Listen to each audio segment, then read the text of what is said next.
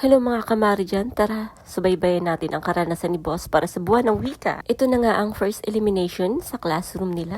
Dahil siya ang nanalo, siya ngayon ang lalaban para sa next round of elimination. Habang hindi pa nagsisimula ang laban, naghahanda na ang ibang mga kalahok. Ang gaganda ng mga kasuotan. At ang aking boss naman ay simpleng-simple lang dahil hindi namin ito napaghandaan. At nanghiram lang kami ng damit sa kanyang pinsan.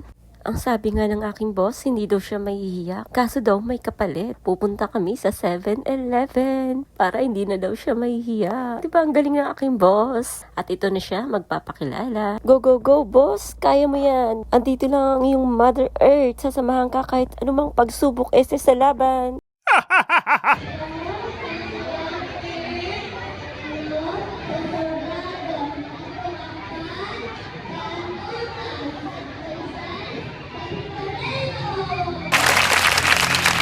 Salamat dahil hindi nahiya ang ating boss. Dahil nahihirapan pa ang mga judges, makikipagchikahan muna ang aking boss sa isang chika bay. Heto na nga ang mga nanalo, ang gaganda ng kanilang kasuotan. Congrats kids and boss, bye!